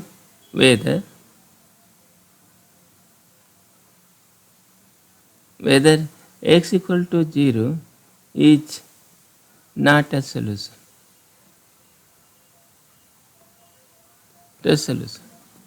ये देखो एक्स स्क्वायर से भाग, यहाँ हम भाग दे रहे हैं पॉलिनोमियल में, जब भी भाग दोगे ना किसी एक्स स्क्वायर या एक्स के फंक्शन से, तो इंश्योर करो पहले कि एक्स 0 ना हो। तो पहले देखो एक्स 0 उसका सोल्यूशन हो, वजह क्या है, देखो x इक्वल टू 0 यहाँ रखोगे तो इसकी वैल्यू 1 हो जाएगी। तो x यहाँ पर यहाँ इंश्योर हो रहे हैं, देखो कि x equal to 0 is not a solution, है ना, तभी भाग दे पाओगे। ओके, इसलिए हमने x से हम भाग दे पा रहे हैं। तो आप यहाँ देखो कभी कभी होता है x इक्वल टू 0 सोल्यूशन होगा, तो फिर उसके भाग की बात मत करना, तब दूसरा तरीका लगाएंगे। तब ये चेक करते हैं, एक्स स्क्वायर वो भाग दिया तो ये एक्स स्क्वायर हो गया, ठीक है, 3/3x हो गया, +2 हो गया, ये क्या हो गया -3/x हो गया, +1/x²। ओके, अब ये इक्वेशन 1 जो है अब इस फॉर्म में रिड्यूस हो गया।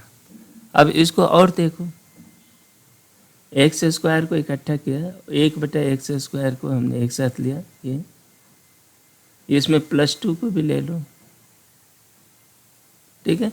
और ये हो गया -3x plus 1/x equal to 0 हुआ।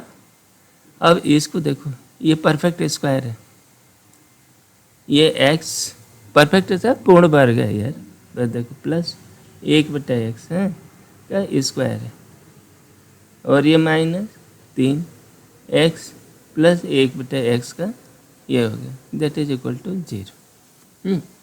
चलो ये एक बात होगी। अब हम क्या करते हैं, एक सब्स्टिट्यूशन करते हैं। देखो ये क्वाड्रेटिक इक्वेशन कैसे बन रहा है, y equal to x plus 1/x, हम ऐसे रख लेते हैं y। तो अब हमारे पास क्या हो गया, ये क्वाड्रेटिक इक्वेशन बन गया, बनेगा ना। तो ये हो गया y² -3y equal to 0।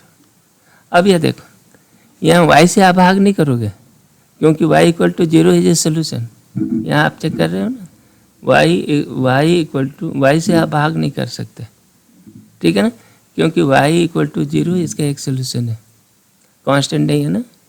y 0 रखो सोल्यूशन से, y से भाग देने का खतरा मत उठाना। फिर इसको हम फैक्टराइजेशन करेंगे, y -3, ठीक है ना, ये 0 ये बने।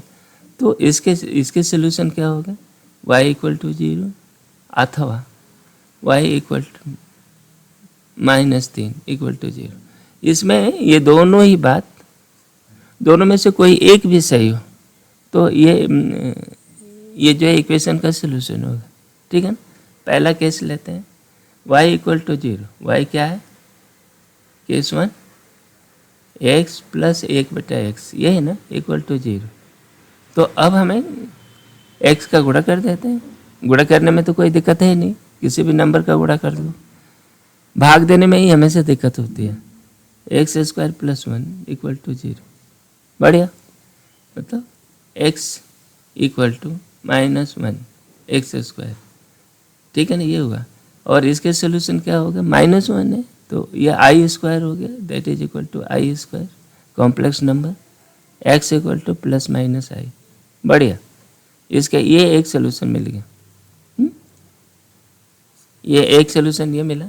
दूसरी बात है, दूसरे हैं x plus 1/x equal to 3, है ना। तो इसमें x से गुणा कर लेते हैं, तो क्या हो गया, x² -3x, ठीक है ना, x² -3x plus 1 equal to 0। इसको हल करो, तो इसको हल करने का सिंपल सिद्धाचार्य का नियम लगा देते हैं। वैसे तो सिंपल क्या, ऐसे भी हम कर लेते हैं, x -3/2 का स्क्वायर, और ये कितना है, ये 9/4 में से 1 निकला तो 5/4 -5/4 इक्वल टू 0, ठीक है। ये हो गया x equal to 3/2 plus minus √5/2, बढ़िया। यह आपके एक सेट सोल्यूशन, ठीक है। तो अब हमारे आंसर समराइज कर लेते हैं। ये हो गया प्लस माइनस i, दो रूट ये हो गए, और इसका 3 प्लस माइनस √5/2, है ना, ये आपका सोल्यूशन हुआ है। नेक्स्ट चलो, ये भी एक सेट है, ये देखने में ये कुछ अजीब तरह के लग रहे हैं, लेकिन ये क्वाड्रेटिक इक्वेशन है, ठीक है ना। ऐसे में क्या करो, देखो यहाँ y को हम ये मान लें कि x⁵ ठीक। तो अब ये क्या हो जाएगा, देखो y² plus 3y - 4 equal to 0, 4, ठीक है। अब इसको फैक्टराइज कर सकते हैं, है ना, 4 के 2 टुकड़े करो जो जिनका डिफरेंस 3 हो, तो वैसे कर लिए। तो y² प्लस 4 y है माइनस y -4 इक्वल टू 0। तो ये हो गया, एक तो y +4 हो गया, ठीक है, और दूसरा हो जाएगा ये y हो गया और -1 हो गया इक्वल टू 0। तो इसके y के अर्थ हो गया एक तो पार और y इक्वल टू 1, ठीक है ना। तो y की वैल्यू एक इतना है, तो x क्या हो गया, x मैंने 1/5 इक्वल टू 4, ठीक। और इसे x to the power 1/5 5 equal to 1 है। तो इसके अब कर दो x equal to 4 to the power 5 और ये x इक्वल टू 1 है ना। तो ये आपके दो सोल्यूशन हो गए। तो ये देखने में क्वाड्रेटिक नहीं है, लेकिन ये एक्चुअली है क्वाड्रेटिक। उसी तरह ये सवाल देखो, ये भी एक क्वाड्रेटिक इक्वेशन है, बनेगा। अब आप क्या करो, y equal to 4 to the power x, हमने ये ले लिया, ठीक है ना। तो अब ये देखते हैं क्या होगा। ये हो गया y प्लस 3/y है ना -4 इक्वल टू 0। ये आपका हो गया, y से गुणा करो तो ये हो गया y² plus 3 -4y equal to 0। ये पिछले वाला ही सोल्यूशन है, लेकिन इसमें नहीं। चलो ठीक है, 3 के टुकड़े करो जो जिनका योग, जिसका सम जो है -4 हो, ठीक है ना। तो करते हैं y² -3y -y plus 3 equal to 0। तो इससे आप फैक्टराइज करो तो y -3 हो गया और y प्लस 1 हो गया, क्या y -3 हो गया। और इसे चेक करते हैं 1, y में y का भाग y और ये 3 में भाग दिया तो -1, बढ़िया, ठीक है। यही तो हुआ y -3 y -1 इक्वल टू 0। जब कितना होगा, यही बनना चाहिए, y इक्वल टू 3 और y इक्वल टू 1, ठीक है। वो y क्या है, 4 to the power x equal to 3, 4 to the power x equal to 1, ठीक है ना। तो इससे क्या मिलता है, लॉग ले लो, यानी x equal to x log ln कर देते हैं, ln 4/ln 3, ठीक है ना। तो x equal to ln 3/ln 4, बढ़िया, ये हो गया। यहाँ पर देखो x इक्वल टू 0, क्योंकि 4 पे x 0 करोगे तभी यहाँ पर बनेगा। लॉग लेकर भी चेक करो, log 1 0 हो जाता है, तो ये भी हो गया, ठीक है ना। तो ये क्वाड्रेटिक इक्वेशन, ये भी एक ऐसा सोल्यूशन है, ऐसा इक्वेशन है जो क्वाड्रेटिक नहीं है लेकिन फिर भी है क्वाड्रेटिक। यहाँ पर बस आपको करना क्या है कि ये x/1 - x रूट इतना को आप z ले लो, z एक वेरिएबल ले लेते हैं ना। y हमारे 4 उसके साथ कंफ्यूज कर रहा है, तो हमने z कर दिया। चलो, तो ये हो गया, क्या हो गया देखो, z plus 1/z equal to 13/6, ठीक है ना। तो इसका क्या हुआ देखो, z² प्लस 1/z, ये हो गया 13/16। अब ये देखो, ये स्क्वायर है, दोनों स्क्वायर है, तो इसके ऐसे दो टुकड़े हम कर लेते हैं यहाँ पे, है ना। सॉल्व करने के अपने अपने तरीके हैं। वैसे क्वाड्रेटिक इक्वेशन तो है ही है, क्वाड्रेटिक इक्वेशन जैसे भी होगा, आप श्रीधराचार्य का नियम किसी से भी नहीं आता, श्रीधराचार्य तो है ही। लेकिन यहाँ पर z² प्लस 1 ऊपर है ना, तो इसके दो पूर्ण वर्ग में हम तोड़ते हैं, देखें यदि मिलता है तो ये 9 + 4/6, बढ़िया, ठीक है ना। तो हम ये यदि ये माने कि z इक्वल टू ZS है ना, z इक्वल टू 9/6, कुछ बन रहा है क्या इसमें, दो टुकड़े z और 1/z ऐसे तोड़ो तो नहीं, z+1/z इक्वल टू ये 3/2 हुआ ना, 3 से 3/2 और ये क्या हो गया 2/3। बढ़िया, तुम्हारा तो बंद हो गया, दिख रहा। यदि इस तरह के पेयर में टूट गया तो आप ये कह सकते हो कि ये z इक्वल टू 3/2 एक सोल्यूशन और z इक्वल टू 2/3 और ये सोल्यूशन होगा भी। ये सोल्यूशन इसमें रखोगे तो सही भी है।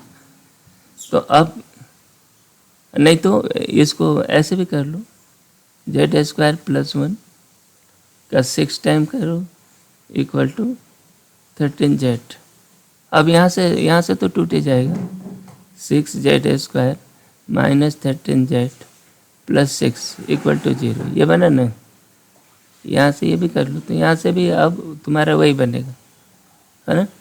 तो ये 6z² + 9 - 9z + -4z + 6 equal to 0। इससे भी वही आएगा, है ना। तो हमने एक जुगाड़ से कर लिया। तो ये भी एक तरीका है, यदि इस तरह से पूर्ण वर्ग तोड़ करके और इस तरह देख लिया और z + 1/z के फॉर्म का हो गया, है ना। एक मिल गया और एक उल्टा उसका होना चाहिए, बस। तो ये सोल्यूशन होगा, जैसे भी निकालो, लेकिन यहाँ पहुँचे।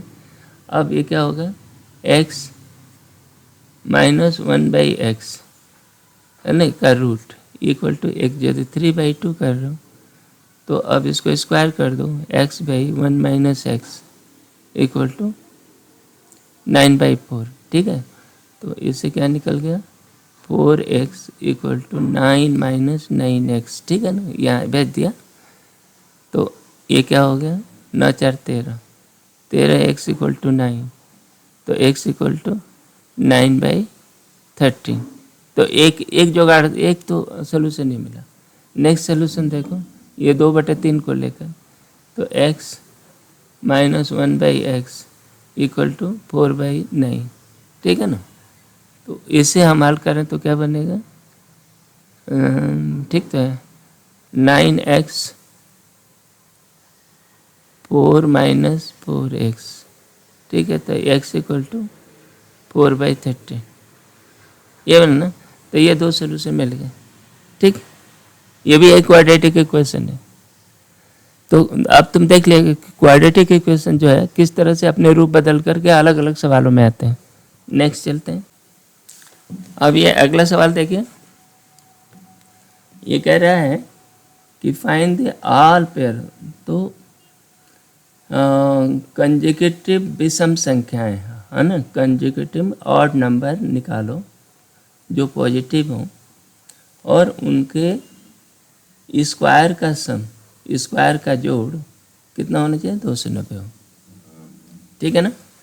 तो इसमें कंसेक्यूटिव ऑड मतलब क्या है, देखो 1 3 5 7 9, ये क्या है, ये ऑड नंबर है।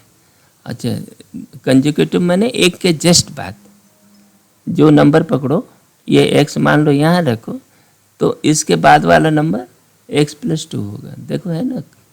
तो इस तरह की संख्याओं को, x और x + 2 टाइप की संख्याओं को हम क्या बोलते हैं, कंसेक्यूटिव कहते हैं। तो कंसेक्यूटिव ऑड, कंसेक्यूटिव क्या है, क्यूटिव ऑड हमने ले लिया, एक x है और x + 2 हो गया।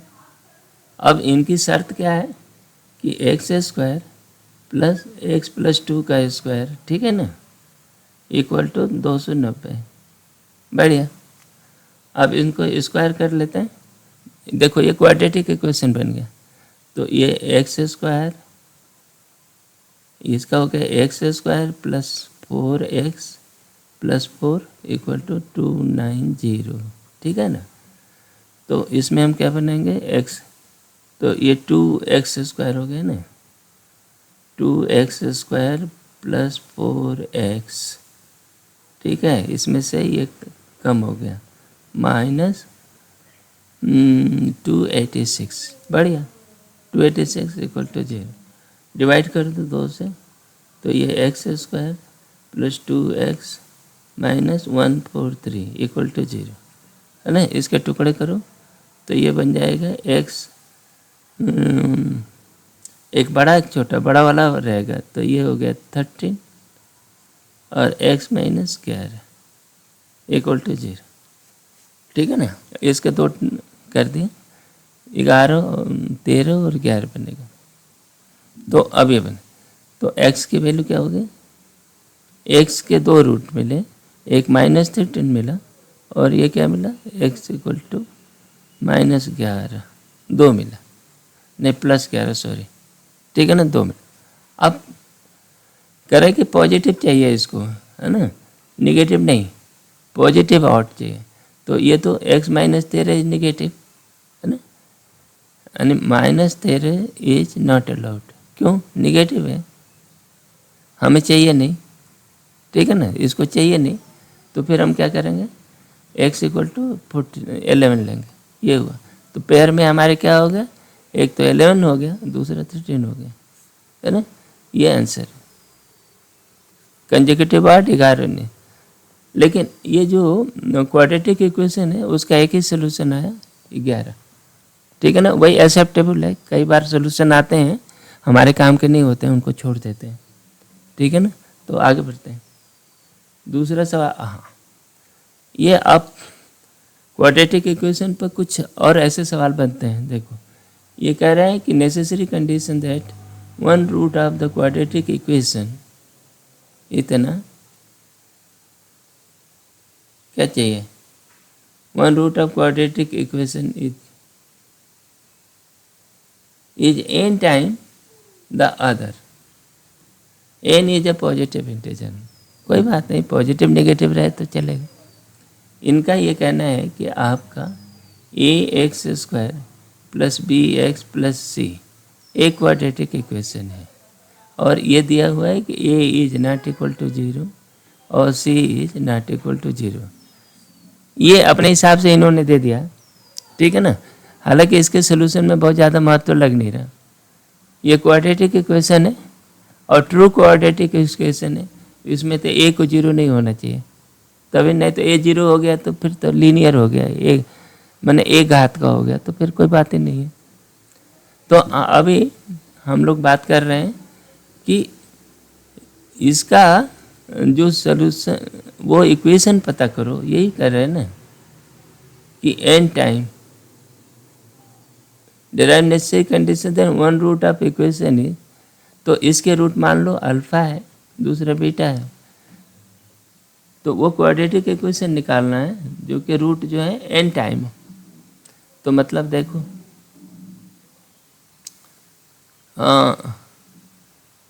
हमें v है to find a equation, the quadratic equation, है ना, whose roots are n alpha n beta. हाँ, यहाँ सिमेट्री आ गई। देखो, दोनों भी n टाइम हो गए। तो मान लो ये y एक रूट है, तो इसको आप कहोगे वो nx के बराबर है, ठीक है ना। तो ये x क्या हो गया, x इक्वल टू y/n हो गया, ये रखा। अब इस इक्वेशन में, ये जो इक्वेशन है इसमें आपने y/n रख दो भाई, क्या बनेगा, तो a y/n का स्क्वायर प्लस b y/n, ठीक, प्लस c कर दो इक्वल टू 0। अब एक बड़ा कर दो, है ना। तो ये हो गया ay² plus bny plus cn² equal to 0। ये आपका इक्वेशन बन गया, ठीक है ना। तो इस तरह से आज पीछे हम लोग डिस्कस किए हुए हैं। नेक्स्ट चलो आगे, ये कह रहा है कि द रूट्स ऑफ इक्वेशन, इतना, are the cube of the roots of equation this, इसके जो रूट है are the cube of the roots of equation this. हाँ, ये सवाल में एक्चुअली ये कह ये रहा है कि रूट्स ऑफ इक्वेशन है ना। द क्यूब, ये इक्वेशन है ना, इसके जो रूट्स हैं उसके क्यूब जो है इसके रूट हैं। तो पहले इसी को पकड़ते हैं। देखो x square plus m x plus n equal to 0, है ना, कि इसको बोलते हैं लेट इतना, let alpha beta be root of equation ये, ठीक है ना। इसका हो गया। तो अब क्या हो गया, अल्फ़ा प्लस बीटा हो जाएगा माइनस एम, और अल्फ़ा बीटा क्या हो गया एन, ठीक है ना। अब ये रूट्स आप कंपेयर करके देख लिए, ठीक है। तो ये इसके ये रूट हो गए, ठीक है ना। तो अब ये कह रहा है कि ये जो हमारा इक्वेशन है दिया हुआ है x square plus p x plus q equal to 0, ठीक है ना। तो इसके रूट्स हैं, इसके रूट मैंने ये लिखो कहाँ, अंग्रेजी ऐसे ही है, रूट्स ऑफ इक्वेशन इतना आर गिवन टू बी, कितना दिया है अल्फ़ा क्यूब बीटा क्यूब, ठीक है ना। तो यहाँ पर क्या निकला, देखो alpha cube plus beta cube equal to minus भी हो जाएगा, और अल्फ़ा क्यूब और beta cube equal to q हो गया, ठीक है ना। ये कहना चाहते हैं। तो पूरी कहानी ये है कि अल्फ़ा क्यूब और बीटा क्यूब इनकी सहायता से निकाल लो। तो देखो alpha cube plus beta cube equal to alpha plus beta का cube minus 3 alpha beta alpha plus beta, बोलो ये आइडेंटिटी है, क्यूब है। तो alpha cube plus beta cube की वैल्यू निकाल लो। इसको फैलाएंगे तो 3 अल्फ़ा बीटा ये आएगा, इसको घटा दिया तो ये आ जाएगा, ठीक है ना।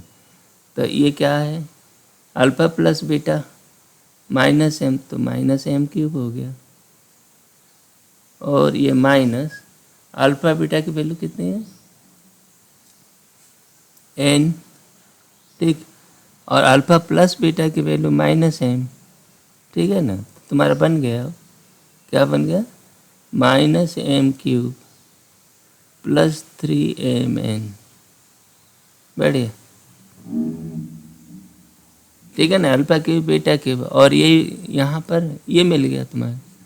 तो हमें यहाँ से पकड़ो क्या होगा कि alpha cube plus beta cube, क्यों ये स्क्वायर कैसे हो गया, इतना cube equal to minus p, और ये दिया हुआ है कितना, यहाँ से दूसरी जगह से उठा के लाओ, तो ये बना minus m cube plus 3mn, ठीक है ना। तो इससे क्या निकला p equal to m cube minus 3mn। एक तरीका, एक तो ये हो गया, तो ये हो गया, ठीक। दूसरा q को देखो, q equal to alpha beta का क्यूब, तो अल्फ़ा बीटा का q equal to n cube, है ना। ये दूसरा, यदि मल्टी सेलेक्ट का कोई क्वेश्चन हो, है ना, जैसे ढेर सारे एक ही में कई सही हो, तो ये क्यू भी दे सकता है ना इस सवाल को। तो q equal to n cube, ठीक है। ये कितना है अल्फ़ा बीटा का क्यूब, यही बनेगा ना। ये क्यूब का इसमें रख लिया, तो ये दोनों में जो भी सही, तो इसमें एक दिया हुआ है, बाकी और तो दिया नहीं। नेक्स्ट आगे बढ़े, अब अगला सवाल देखते हैं। देखो ये जो सवाल दिया हुआ है, इस सवाल को पहले हम लोग अपने एक शार्ट फॉर्म में रिड्यूस कर लेते हैं। देख पहले हम मानते हैं, देखो रूट x माइनस 2 को y मान लो, ठीक। तो अब इसको हम क्या लिख सकते हैं, जो तुम्हारा ये दिया हुआ है रूट, इसको x माइनस 2 कर दिया, ठीक, plus 16 minus 8 root x minus 2, ठीक है, इतना हो गया। ये इसको हम लिखते हैं रूट x-2 प्लस 25 प्लस नहीं -10 रूट x-2, ठीक है। ये इक्वल टू 3। इसको आप लिख सकते क्या होगा, x-2 को y कर दें तो इसमें हो गया y² -8y plus 16 plus y² -10y plus 25 equal to 3, ठीक है। अब इसको आप लिख सकते हैं, देखो स्क्वायर है ना, x-4 का और y-4 और ये y-4 है, तो इसको लिख सकते हो, ये स्क्वायर है y-4 का स्क्वायर का रूट प्लस रूट y-5 का स्क्वायर का रूट हो गया प्लस इक्वल टू 3, ठीक। अब स्क्वायर का जब शर्ट से बाहर लोगे, करणी से बाहर निकालेंगे तो ये मॉडुलस बन जाता है ना, y-4 modulus plus y-5 modulus equal to 3। ये अब मॉडुलस का सवाल हो गया, ठीक है ना। अब इसको आगे सॉल्व करते हैं। देखो ये क्या चीज़ है, y-4 मॉडुलस प्लस y-5 का मॉडुलस, ठीक, इक्वल टू 3। अब इसको करने के लिए हम क्या तरीका लगाते हैं, सॉल्व करने का एक ही तरीका है, वे भी कर्व। अब ये 4 और 5 दो टुकड़े कर देते हैं, ये 4 है ये 5 है ना, एक जोन, एक दूसरा जोन, तीसरा जोन, 3 जोन हो गया ये रियल लाइन का। अब जोन 1 में क्या है, दोनों टर्म्स जो है पॉजिटिव है। जोन 2 में ये एक पॉजिटिव एक नेगेटिव है, दूसरा पॉजिटिव है। देखो y-5 नेगेटिव और y-4 पॉजिटिव, ठीक है। और इसमें दोनों के दोनों, तीसरे वाले में दोनों के दोनों नेगेटिव है। तो अब इसको जोन 1 में देखो, जोन 1 में देखो सोल्यूशन है क्या इसका, में क्या हुआ, y-4 प्लस y-5, क्योंकि दोनों के दोनों पॉजिटिव है, इक्वल टू 3। तो ये क्या हो गया, this implies 2y equal to न 3 बार, ठीक है ना, equal to 12 equal to y equal to 6 हुआ, कुछ गड़बड़ किया क्या, नहीं ठीक था, y इक्वल टू 6, चलो y इक्वल टू 6 हो गया। जोन 2 में देखो, जोन 2 की स्थिति क्या है, एक पॉजिटिव एक नेगेटिव, तो एक हो जाएगा y-4 minus y plus 5 equal to 3। इसमें y से y कट गया, नो सोल्यूशन, यहाँ कोई सोल्यूशन नहीं है ना, नो सोल्यूशन। जोन 2 में नो सोल्यूशन, देखो ये जो है y ऐसा करेंगे तो y से y कट गया, और -1 इक्वल टू -3 कभी होगा नहीं, तो इसलिए y का कोई सोल्यूशन तो है नहीं। जोन 3 का देखो, जोन 3 की स्थिति क्या है, दोनों टर्म जो है निगेटिव हो जाएंगे ये, तो ये होगा -y -4, ठीक, और -y-5 इक्वल टू 3, ठीक। तो ये क्या हो गया, माइनस को उधर भेजते हैं तो ये हो गया 2y-9 इक्वल टू -3, है ना।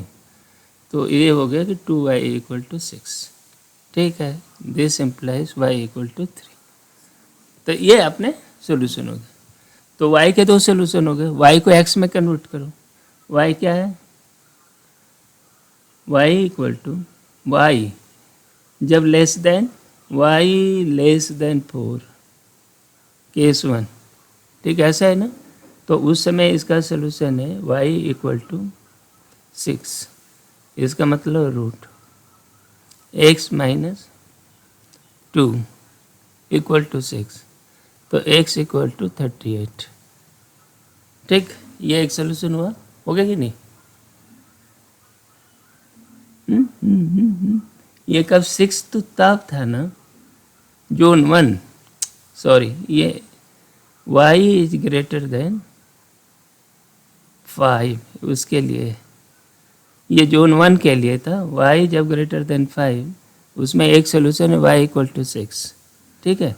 तो इसे x इक्वल टू 38। अब ये देखो y 5 है, y 5 का मतलब क्या होगा, ये जोनेशन में देखना पड़ेगा, √1 माइनस एक्स, देखिए x माइनस 2 है ना, 2 इज ग्रेटर देन 5, इसका मतलब x इज ग्रेटर देन 27, ठीक है ना। x को ग्रेटर से 27 से बड़ा होना चाहिए, तो ये 38 बड़ा है, एक्सेप्टेबल है, क्या है, एक्सेप्टेबल। तो ये एक सोल्यूशन हुआ।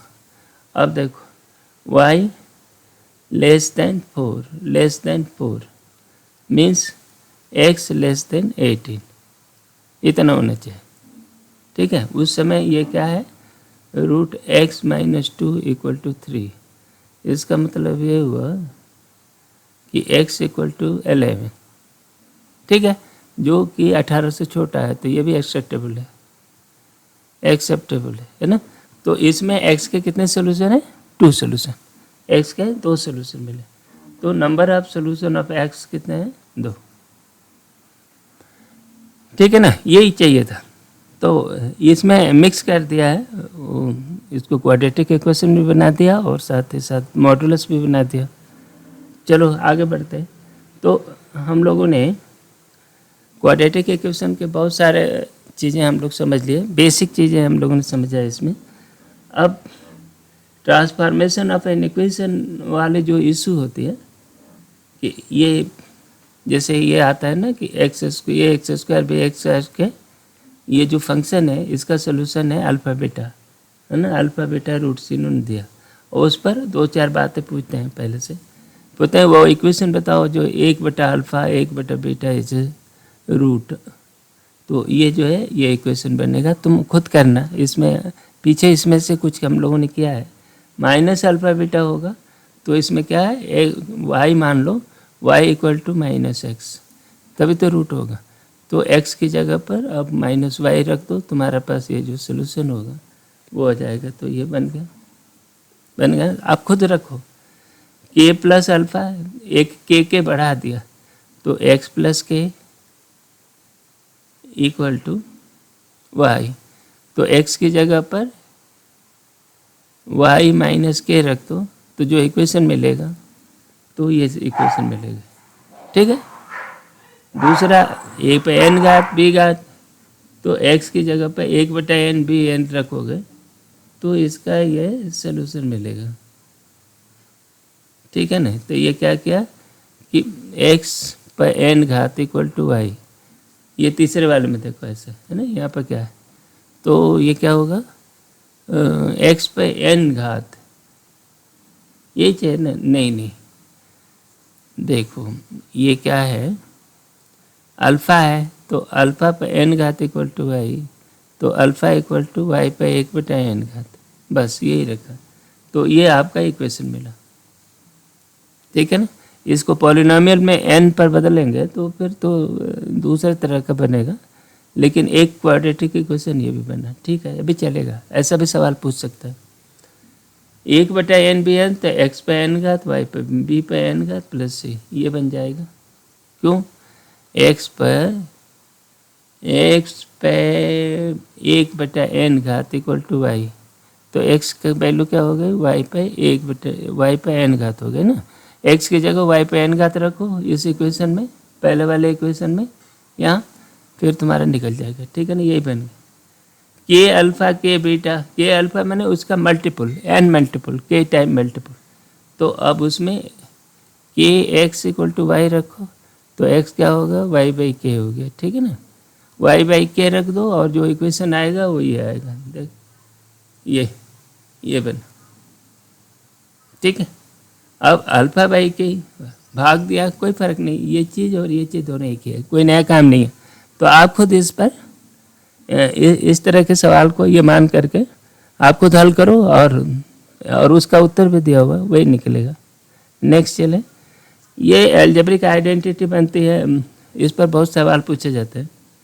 कि इसके रूट अल्फ़ा बीटा है, तो ये बताओ अल्फ़ा स्क्वायर बीटा स्क्वायर कितना होगा, अल्फ़ा क्यूब बीटा क्यूब कितना होगा, ये इसके मल्टीपल क्या होगा। तो ये एक मेथड इन्होंने बताया है।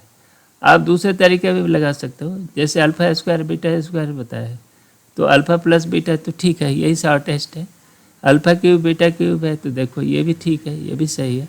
ले ये अल्फ़ा 4 घात का दूसरा भी कर सकते हो, जैसे अल्फ़ा स्क्वायर और बीटा स्क्वायर है तो इसका स्क्वायर कर लो। अल्फ़ा स्क्वायर बीटा स्क्वायर इससे निकाल लिया, और इसका स्क्वायर करोगे अल्फ़ा 4 प्लस बीटा 4 घात plus 2 alpha beta alpha square beta square, बस ये तुम्हारा हो गया। ठीक है, तो अल्फ़ा स्क्वायर बीटा स्क्वायर यहाँ से निकालो, और उसके बाद अल्फ़ा स्क्वायर बीटा निकल गया, तो फिर अब अल्फ़ा बीटा इसे निकाल लो, और भी तुम अपने तरीके से निकाल सकते हो। ये है, ये जैसे आपका alpha cube plus beta cube पता है, और इसमें आप alpha square plus beta square का गुणा कर दो, ये क्या बनेगा,